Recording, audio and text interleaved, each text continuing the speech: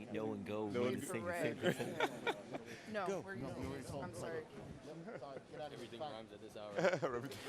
Okay, ladies and gentlemen, thank you so much. And we're going to jump right into this. It was another great night that the PFL put on.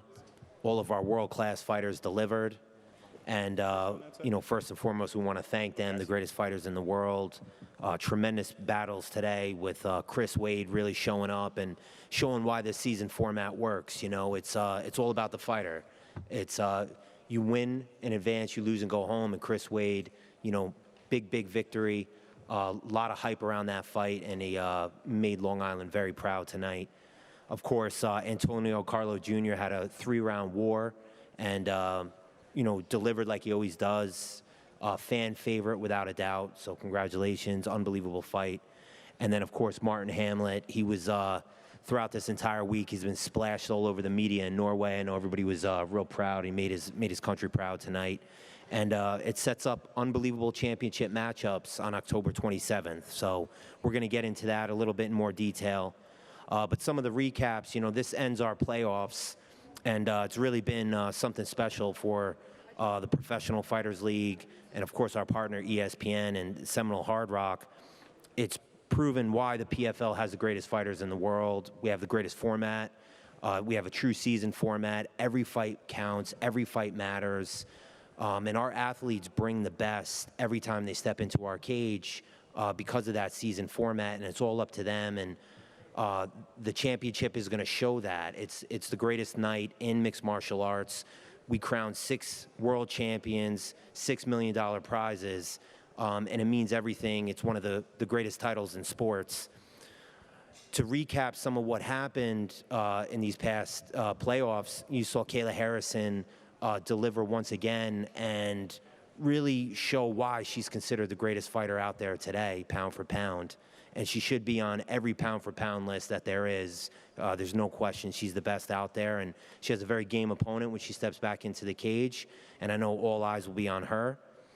We also have to take a look at Ray Cooper, the third, the greatest fighter to ever come out of Hawaii, and there's a long lineage of fighters out of Hawaii, but Ray Cooper is one of the greats, one of the greatest welterweights out there, if not the greatest, but he definitely has a very tough opponent.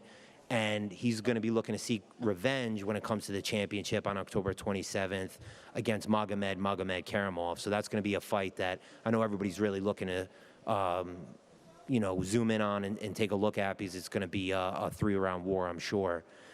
And then for our featherweights, of course, we had Movlid Kabulaev deliver once again, and he had Khabib in his thoughts, I know, today, and really came out and did what he does consistently.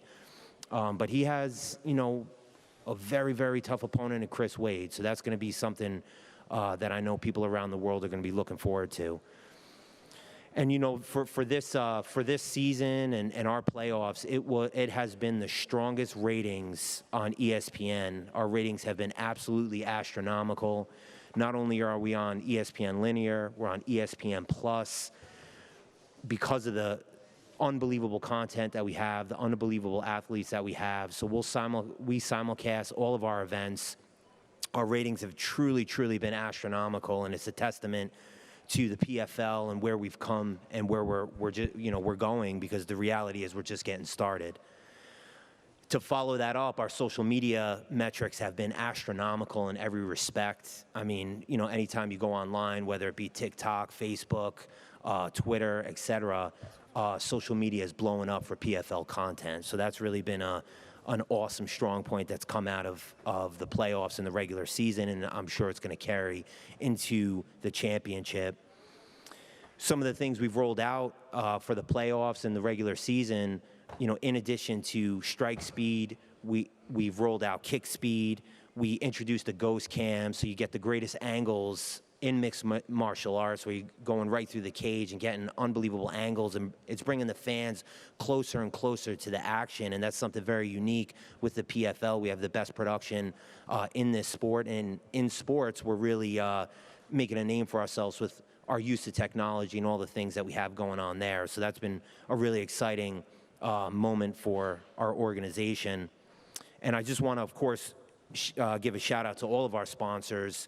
We keep growing and getting the biggest and best blue chip sponsors out there. But of course, carparts.com, one of the best, Columbia Care, Geico, Marines, and Air Force Reserve. So we've really seen a tremendous uptick in our sponsors, and we're really excited to bring them aboard, of course, for our championship on October 27th. And I'll just say this before I turn it over. October 27th will be the biggest night in mixed martial arts right here in South Florida, the world-class Seminole Hard Rock Hotel and Casino.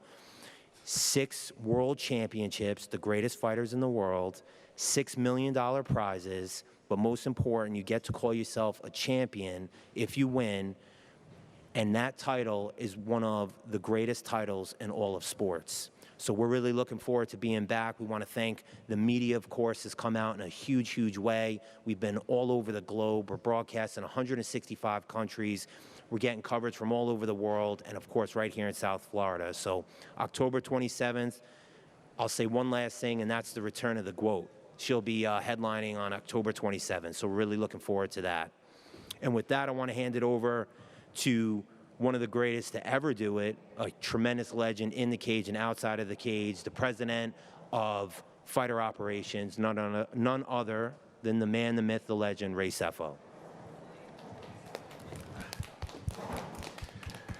Thank you, and the crowd goes wild. Just kidding. Well, first of all, thank you to everybody that tuned in tonight. Thank you to the media that's here today. Much appreciate you guys. Lawrence mentioned a few of the fighters that's going to be in the championship round. Another great night of fights, and of course, it's the last playoff fights.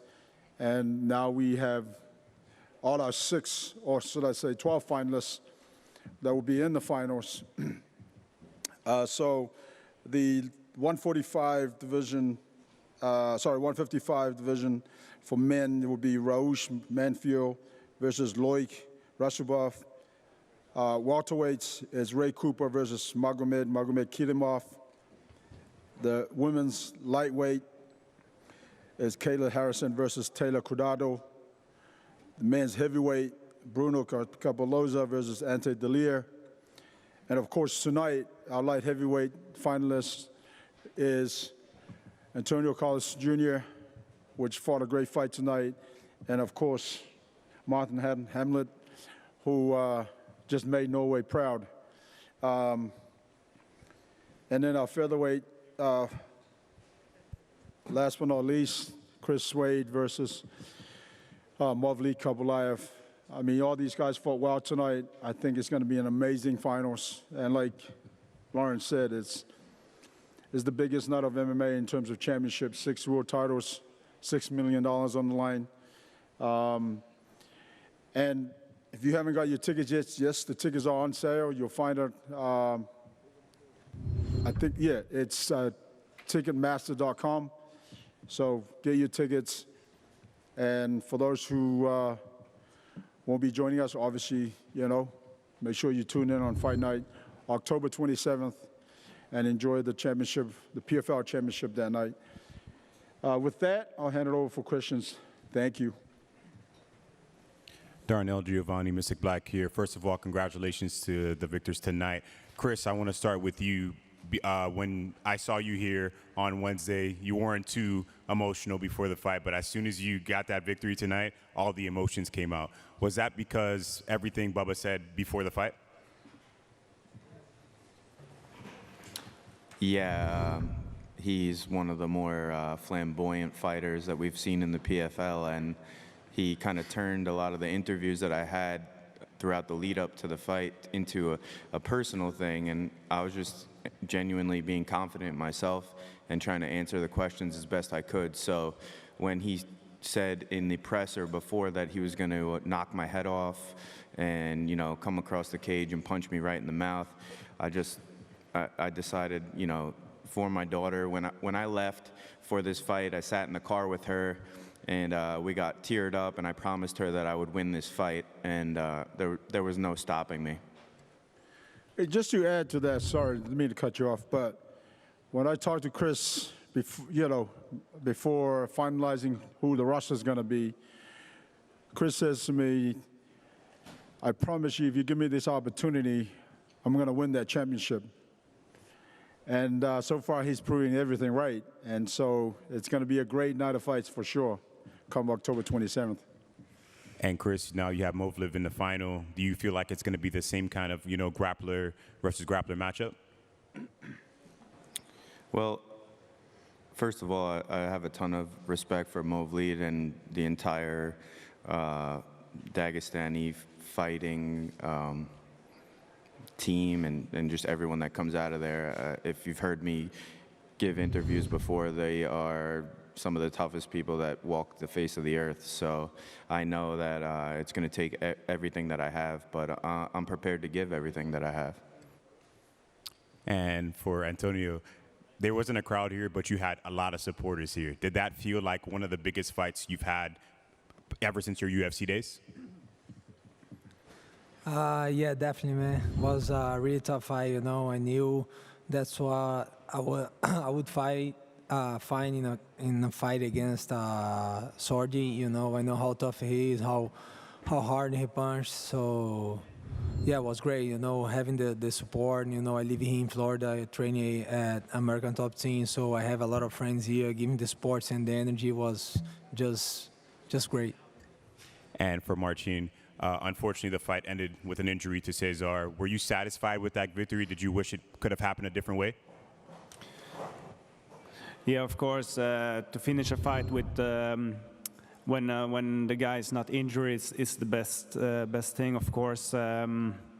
But as I said, it feels like this is my destiny to reach this final. It is my destiny to win this $1 million and the championship belt. And last one for Movlid. Brendan caught you in that last round. What did you feel it took you to get past that? You had to dig deep and, take him down again. Мавлид, вопрос вам. В последнем раунде Брэндон вас достал немножко, зацепил. Как-то это отразилось на вашем решении, как провести и закончить третий раунд? Да, я пропустил, почувствовал, но чтобы сказать, что-то она изменила, ничего такого не было. Здесь все работа шла по плану, все контролировал, все видел, дистанцию чувствовал. Брэндон хорошо двигается на ногах. К нему подобраться что-то тяжело было. Yeah, that was the one that I missed. I felt it pretty seriously. But again, everything was done according to the plan. I didn't change my game according to what happened. He's light on his feet, and so am I. Again, you just had to, one had to win, and, it's me. Hey, it's Breeze with the MMA Breeze. My first question is for Chris Wade. Chris, you and Bubba at the last press conference talked about when good wrestlers face each other, the wrestling usually gets negated and we see a lot of striking. Tonight, we saw a lot of grappling. How satisfied are you with the level of grappling you displayed tonight, and did you anticipate that much grappling to happen? I honestly did, because respect to him, after the fight, he was nothing but a gentleman. And he did say that it was going to turn into a striking bout, but I knew that when it came down to it, he was going to be the same old Bubba and force the takedowns, because that's what he knows and that's what he's been so successful with. So my team and I, Ryan LaFleur, Greg DePasquale, Keith Trimble, we prepared for that. We've had guys just doing exactly what he tried to do to me in the cage for 2 months now, and we were ready to do that for 15 minutes, and I knew that he wouldn't be. And those were the truths that I spoke before the fight that he didn't like, but it was fact. Thank you. And next question for Antonio Carlos Jr. Today, you had a lot of support in the house. Brazil showed out for you, and they were supporting you and screaming and cheering you along the whole way. How much did it mean for you to have their support tonight on your way en route to the finals? Yeah, a lot, man. Give me the energy that I need, was really great to hear everybody rooting for me, There is a lot of Brazilians here in Florida. That's why I moved here. I feel like I'm in Brazil. it's just great, man. I hope to have everybody here in the finals too. Thank you. And next question for Movlid. You know, your default picture on Instagram is with a duo Nurmagomedov, Khabib's father. How much of an influence has he been on your career and getting you to this point? Мавлид, вопрос вам. На вашем инстаграме у вас фотография стоит в профайле с Абдулманепом Нурмагомедовым. Насколько важно его присутствие в вашей жизни, в профессиональной, и то есть чему вы от него хорошему научились? Все в спорте, чему я научился, все от него. Весь этот его арсенал и опыт. Помимо спорта, воспитания, дисциплины, он в первую очередь больше внимания уделял на дисциплину, общекомандную дисциплину. Для него важно всего было. I can easily say that the biggest part, if not the whole, my career depended on him being in my life. He was a great coach. He was great when it comes to discipline, to morale, and in general, he was just an honorable person. So I want to carry that legacy, and yes, I'm obviously very thankful that he happened to be in my life. Jim Barcelona, Miami Herald. Antonio, there was a lot of respect between you, the fighters, in your fight tonight, very much so. How did you feel about your opponent? And also, how did you feel the fight went? Did you think it was a close fight, or did you think you were dominant in your fight? Yeah, I'm always respectful with my opponents, you know, and Sordi, we actually trained a little bit like 6 years ago in Brazil when I used to train at Nova União.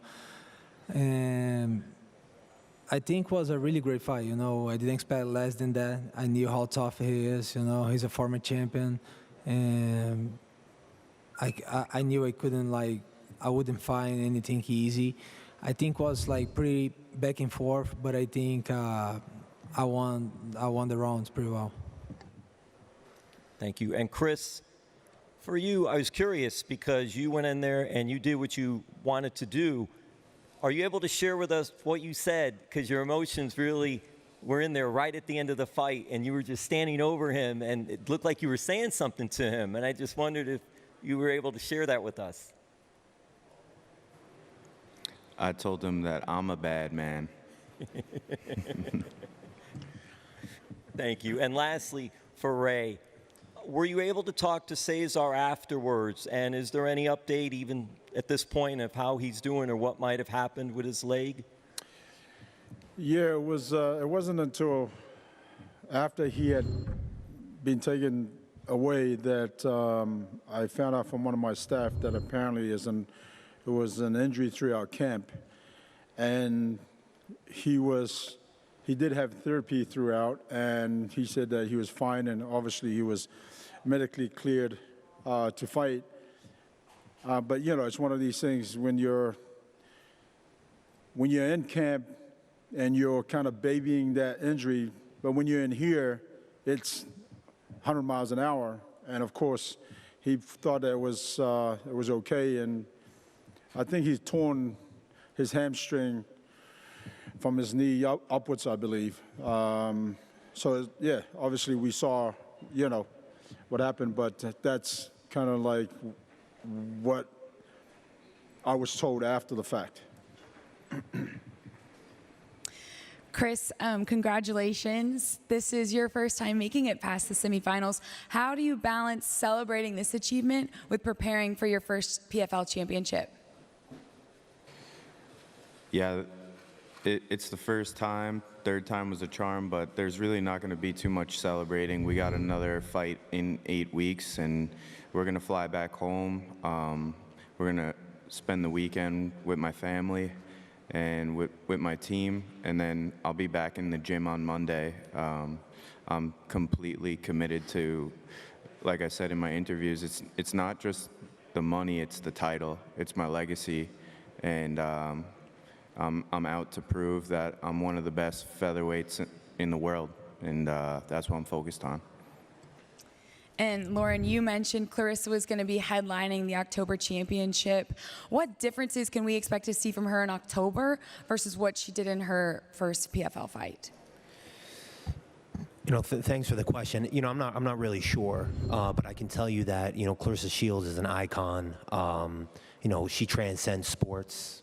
You know, she just had a street named after her in Flint, Michigan, and what she's trying to accomplish is amazing. What she's already accomplished: two-time Olympic gold medalist, multi-time boxing world champion, and now she's trying to become a champion in you know, what I believe and what most people, I think, believe at this point in the toughest MMA organization out there. It's truly remarkable, and I know she's, you know, eyeing to get into the 2022 season. You know, she has to show up for that. So, you know, it'll be very interesting to see her here on October 27th, and I know the world's looking forward to it. Harry Mack from the Bookies Basement. My first question is for Martine. I'm not sure if anybody showed it to you backstage or anything like that, but right after your fight, Chris Camozzi actually tweeted that he's under the impression that Cesar came into the fight with the injury and kind of just showed up to collect his show money. So do you kind of agree with that assessment? If he didn't come in with the injury, who can claim him? Fair enough. And for Chris, all season it kind of felt like the fight everyone was talking about as far as the featherweight featherweight belt was going to be, you know, Mavleed and Brendan or Mavleed and Bubba, and yet here are you and Mavleed. So, you know, how does it feel to kind of buck the narrative there and, you know, create your own story? Yeah, the first round went down, and I could hear Bubba and Brendan just jawing to each other about how it was really just the two of them in this weight class. And I know that Mavleed and I are tough as nails, and I was kind of looking at them sideways. And sure enough, look who's here. It's the two of us, not the ones who ran their mouth the most. So, you know, you get what you get.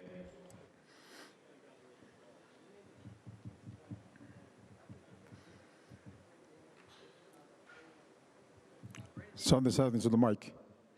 They cut the presser.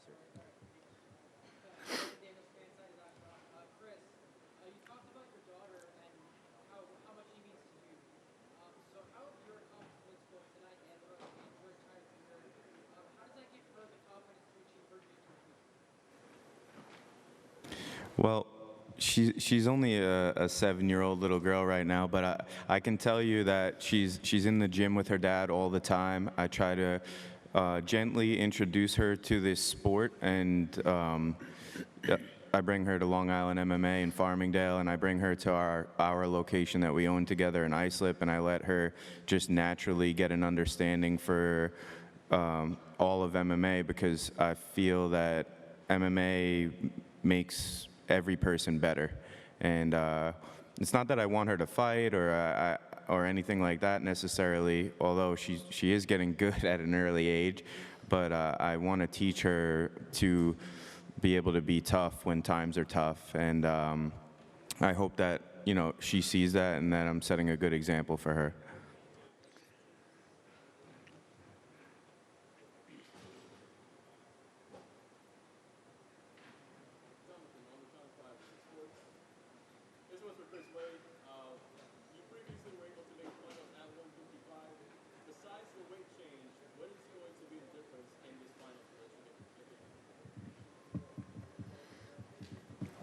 I'm sorry, you said I previously, what? Made the finals at 55. Yeah.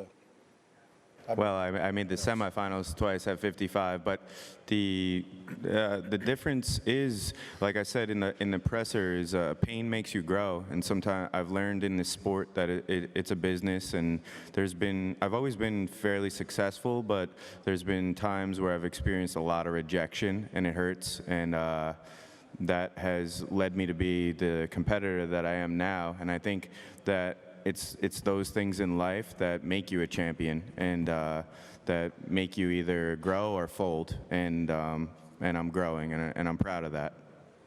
Thank you. And on the side note, you are going to be representing the last name Wade here in South Florida. Does that bring a little extra pressure for you? Well, I mean, Dwayne has accomplished some amazing things, and I'm proud to share a last name with him. But yeah, we're going to look to bring it home. The Wades are going to bring it home. Awesome. Love it, man. Thank you. For Antonio Carlos Jr., you're turning another page here in the PFL. What can you say to other fighters that the opportunity that PFL produces? Yeah, can you repeat? Sorry. You turned another page in your career here at PFL. Can you speak to the opportunity they provide to fighters? Man, it's just great. I just talked to Ray, you know how great I am for being fighting on the PFL. You know, it's a great event, and he's just getting better every day. At least it's what I see, you know. And I think it's gonna get better and better. You know, a lot of great fighters here. You know, tough guys, good fights here. Man, it's just great, you know, to be part of that. Thank you, and good luck in the finals, my man. For Mavlid, you were able to dominate on the ground just like your finals opponent, Chris Wade. What will the advantage for your Dagestani wrestling be against his All-American wrestling?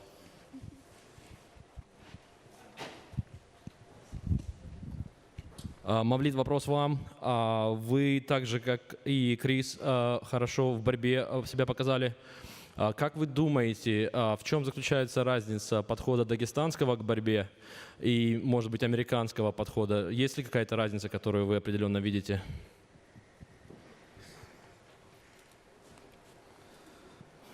Американцы знают разницу между дагестанской борьбой и американской. На Олимпиаде посмотри, сколько медалей золотых у наших ребят, а сколько у американцев. С Крисом наша команда уже сталкивалась дважды. И с Махачевым, и Рустам Хабилов. Кто смотрел эти бои, тоже увидели разницу. It's not really about me. American audience and American fighters, they do know the difference between the Dagestani wrestling and American wrestling. You know, we've all seen fights. I know that Chris is also a great wrestler. We've seen the fights. And again, it's just different schools, and we're going to just keep doing our job. Last question. My question is for Ray, and I'm a loud Italian, so you probably would have been able to hear me without the mic anyway, but you have arguably the biggest name in women's mixed martial arts right now at the 155-pound division. You have Clarissa Shields, who is going to be headlining on October 27th. But there's another big name in women's mixed martial arts who's been very vocal about the fighters in your division. What are the chances that we see Chris Cyborg take on either Clarissa Shields and or Kayla Harrison next year in a PFL cage? We would love for that to happen. But, you know, that takes, I'm not 100% sure what that situation is or what her contractual situation is. But, yeah, whenever she becomes a free agent, we would love to have her. Would she be fighting at 145, or do you think she would go up to 155 to take on Kayla? I believe the last press conference we had, somebody whispered, or somebody said that to Kayla that she can make 155. So I'd assume it's going to be 155. Thank you. Thank you.